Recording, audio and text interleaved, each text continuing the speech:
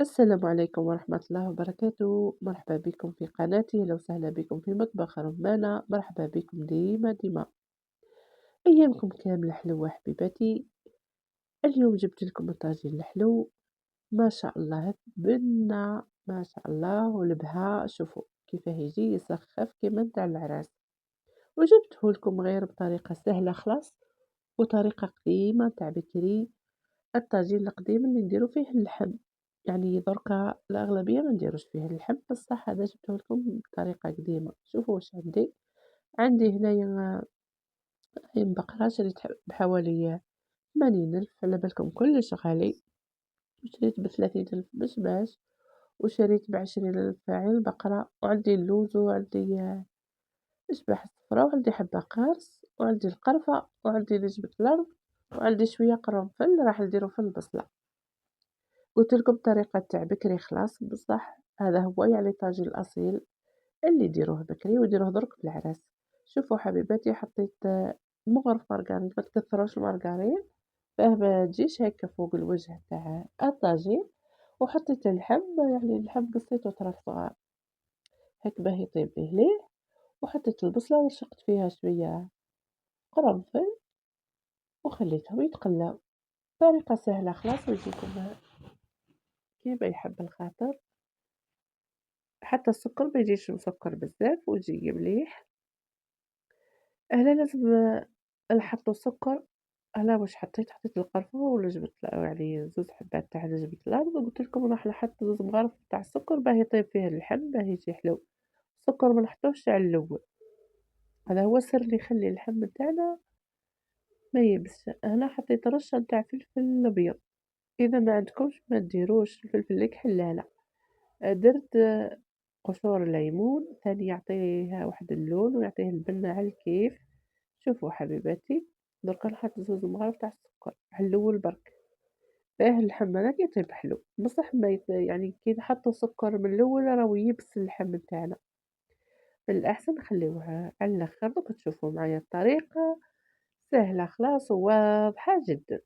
دركا نخليو اللحم نتاعنا يتقلى مع داك البصل حتى يتقلى مليح، ونمرّق بالما سخون يغلي.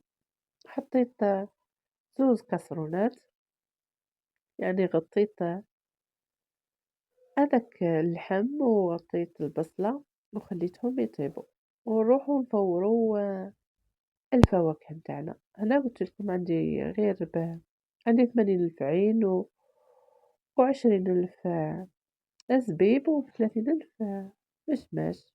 حطيتهم يفوروا، البرمة كانت تغلي. ودركا عندي هنا اللوز راح نقليه نحمّرو. حطيت له شوية زبدة وحطيته في الطنجرة وخليته هاك يتحمّر. هاي لاصوص تاعنا قاعدة تطيب.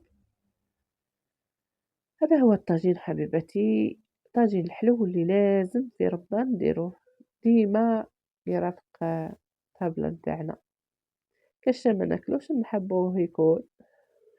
هنا اللوز تاعي راه صاي تحمّر، حطيته يعني حتى نكمّل ونزيّن به. شوفوا هنايا نشوف الفاكهة نتاعي راهي طابت طفارت.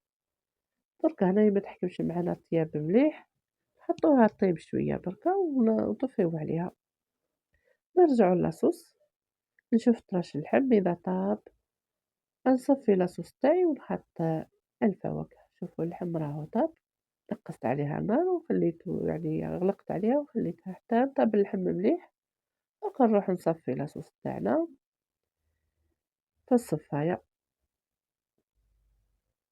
بهذا الشكل.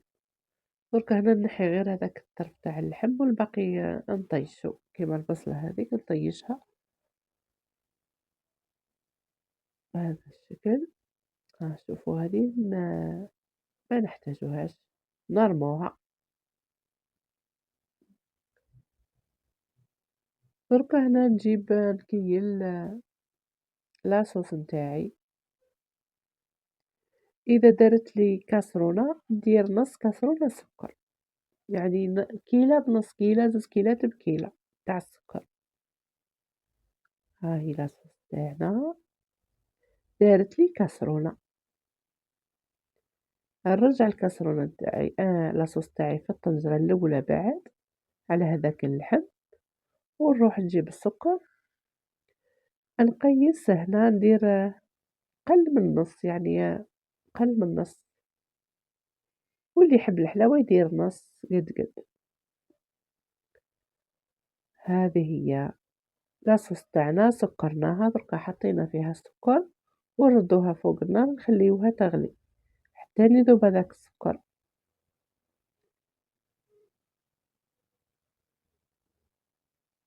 نحاولوا يعني نخلطوا مليح باه يذوب السكر هذاك ونحطوه على النار،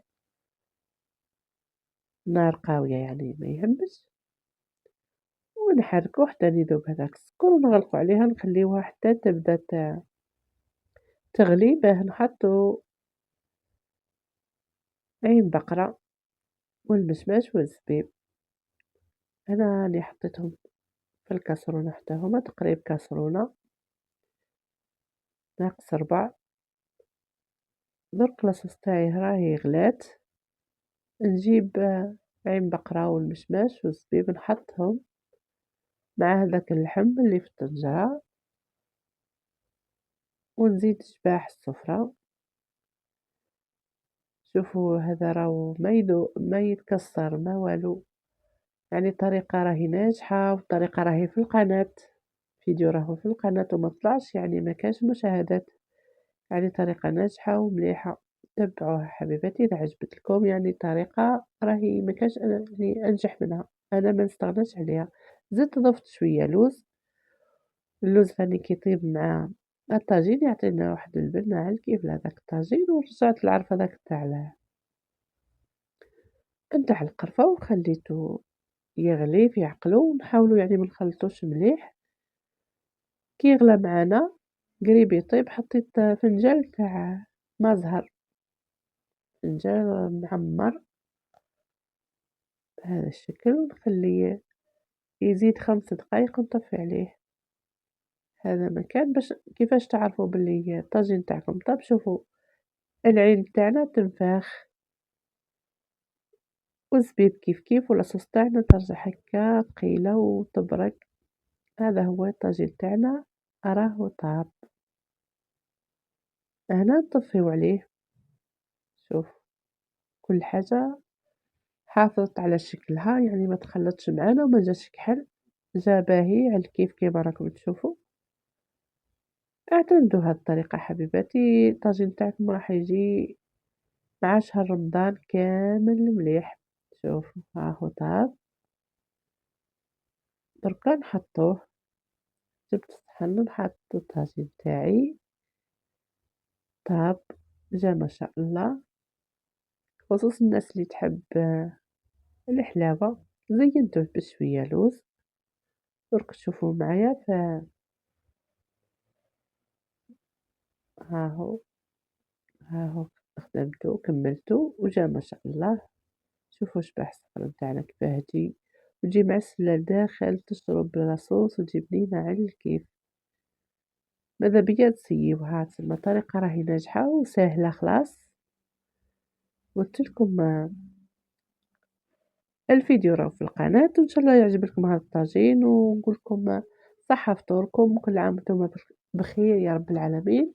وشكرا على المشاهدة، ما تنسوش جيم حبيباتي، باي باي، تبقاو على خير.